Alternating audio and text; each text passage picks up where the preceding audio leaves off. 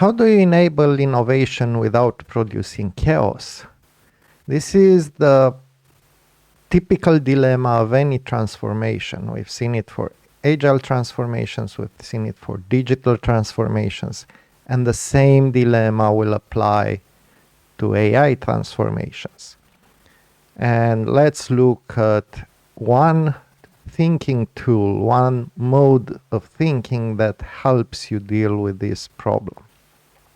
Welcome back to Think Design Work Smart. I'm Alex Bolboaca and I'm coming at you from the Mozaic Works studios. And today I want to talk about how to use Cynefin for AI transformations. Before we go on, let me just say this channel is not promoting a lot of stuff. It's just promoting occasionally services or products that we have. So generally speaking, we are doing this for the views. So any of you watching, liking, subscribing, commenting, views and engagement matter to us. We like to engage with our audience and learn together with you. So please do all these things. It helps us with the channel, but it also helps us with feeling good about what we are doing here. Okay, so now with this out of the way, let's go back to our main topic. Generally speaking, when you talk about a transformation, and the nature of the transformation is that you have to give more freedom to people in teams. This also leads to the question, okay, but how can we prevent this from degenerating into chaos? Because it definitely can happen. And one way is to completely trust the people in your teams, that they know kind of where the boundaries are and how far they can go. And this can happen. This can definitely happen. There are organizations who work like this. Although typically those organizations have a core that is working and that is more constrained. One example would be Google, another would be Valve. They have these one product that produces a lot of value, and then you can work on projects and innovate and stuff, but those are kind of like an investment strategy. Those are potential startups that will start generating value at some point. In general, large organizations, you need to have some more control, some levers of control, some levers of constraining the systems so that they evolve into the right direction. And we've seen this with agile transformation, where we switch from, let's say, task-based systems to teams working on products for longer periods of time and stable teams, but also teams that need to evolve in their own ways while also copying from each other occasionally. We've seen this with digital transformations later on, where we had to take value streams and optimize them for this kind of work. And now we'll probably see this with AI transformations, where there's this tension between letting people experiment and figure out how to use AI in ways that help them in development, in analysis, in software architecture, in product development or product design, versus having a top-down approach that says, look, we need to use AI and everybody should use AI. But the challenge between these two is that people working actually know better what their problems are. But on the other hand, you need to have some kind of coherence at the organization level. And the way we solve this, more or less, is still complicated, but there is a way of thinking about this that helps you solve this dilemma. And this way is called Cynefin. I'm not going to go into a lot of details about Cynefin. You can find videos about it. We have some videos about Cynefin. So I'm just going to tell you the bare minimum about this framework. The idea is that there are various domains. There are 4 types of domains in your organization. Let's keep it at organization. It's a more general model, but we'll focus on your organization. And Cynefin classifies these models and helps you think about each domain in a different way.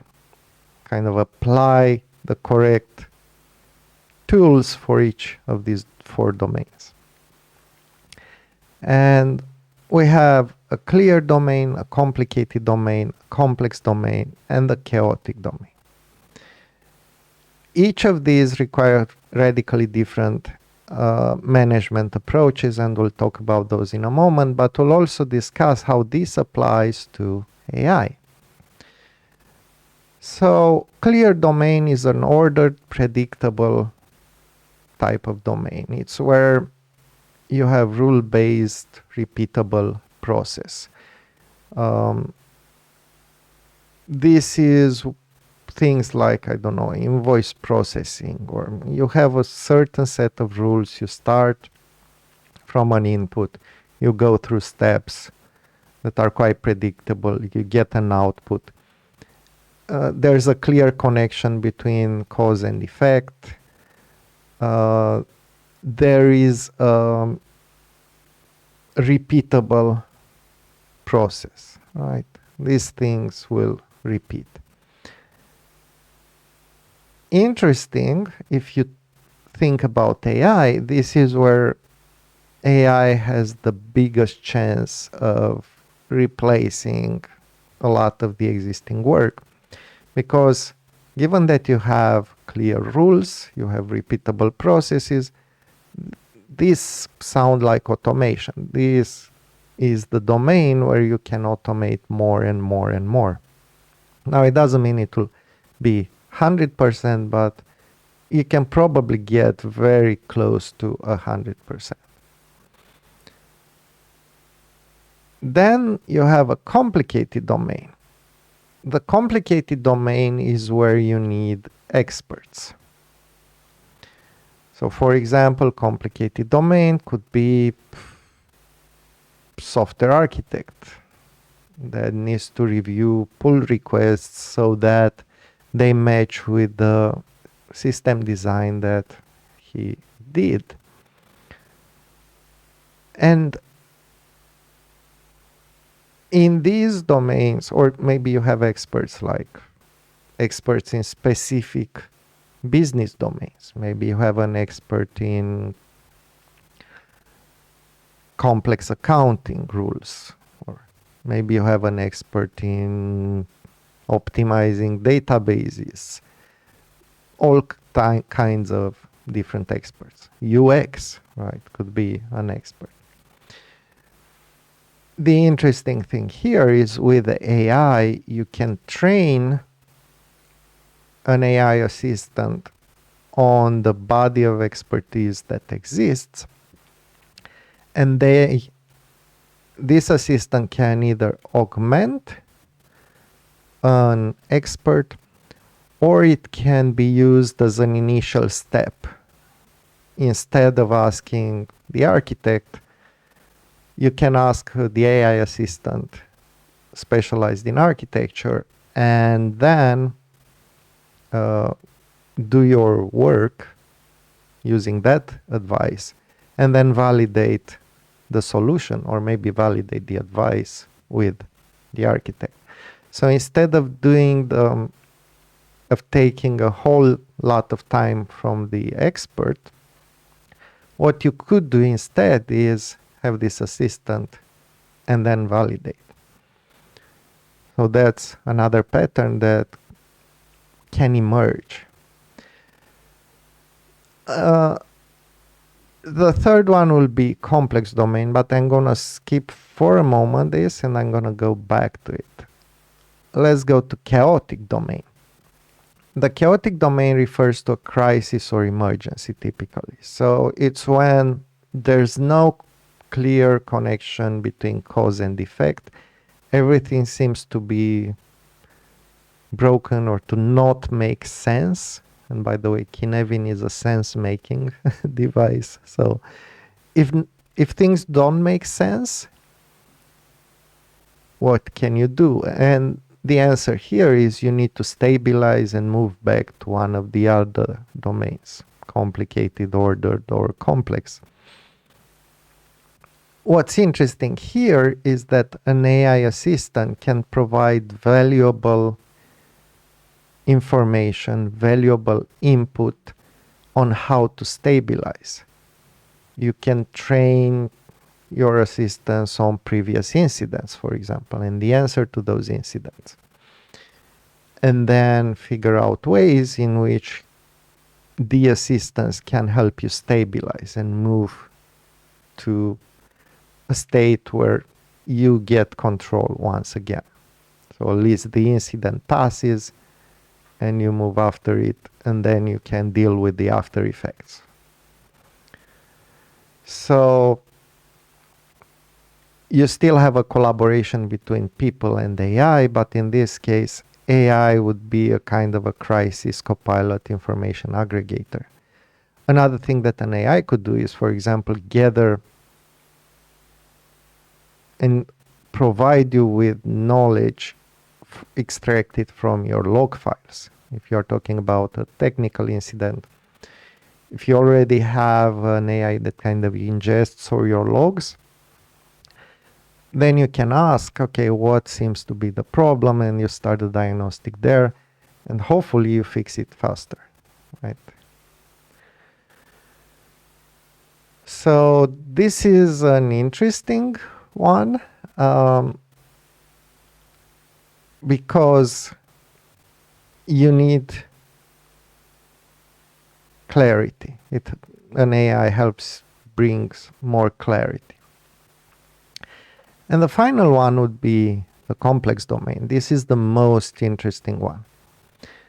The complex domain is one that is very difficult to understand, and it's actually where you want Agile team to work, because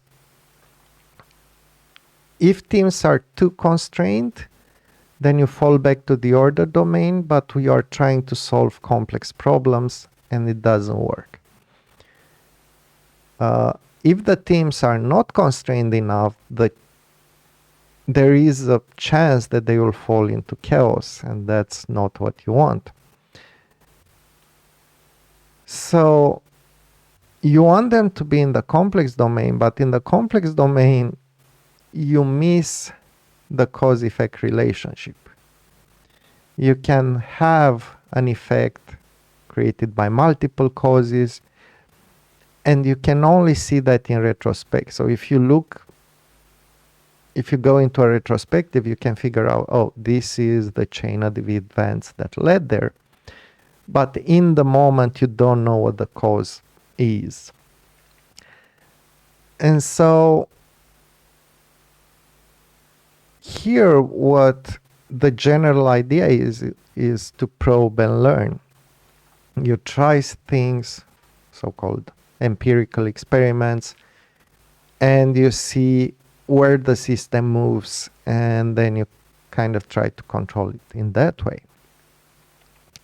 And part of those experiments is setting out the right constraints. These constraints are always evolving, and you need to adapt them continuously to the system. It's kind of you're dancing with the team in a way. The team starts doing things and you kind of dance and see, okay, Are those things useful for our goal? If yes, then we want to amplify those. If not, we want to dampen those. And so we can relax constraints, we can add more constraints. A typical example of constraints is on the technical side, we only use Java. Okay, even if the teams would like to try out other programming languages, maybe we only use Java. I know this is a basic fundamental one, but another one could be we only use a specific number of databases or a specific number of libraries that are vetted by the security department, or a specific practices, like you need to have tests for every line of code that you write, and so on. There are a lot of different types of constraints. But now let's put this into the perspective of an AI transformation. What you want is to have certain rules that say, okay, start using AI within these teams, but you don't want to go too far.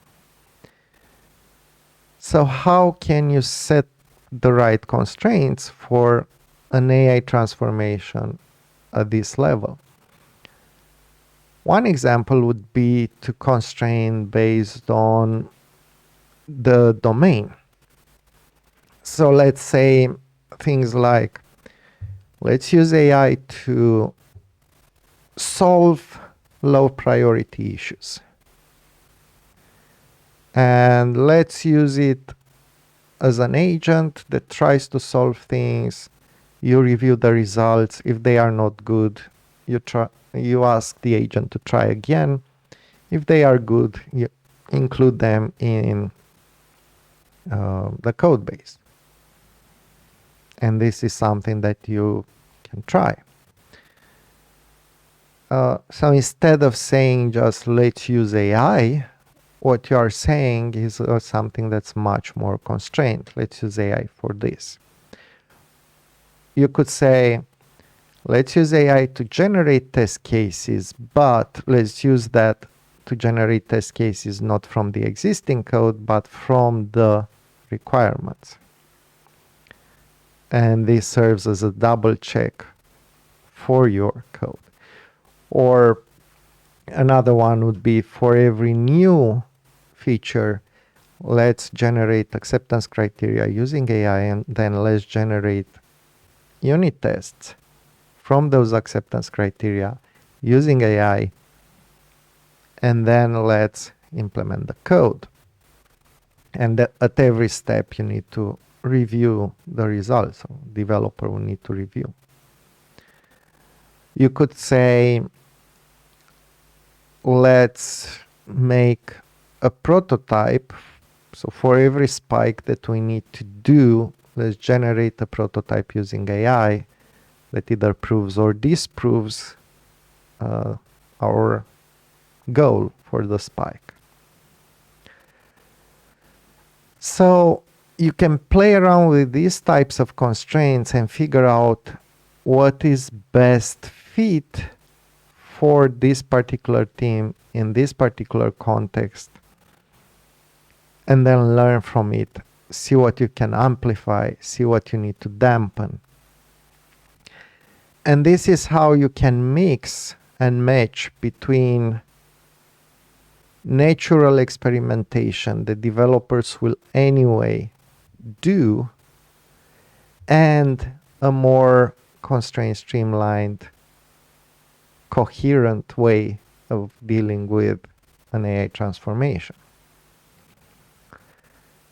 And if you do this for a longer period of time, you probably will start to see some patterns emerging.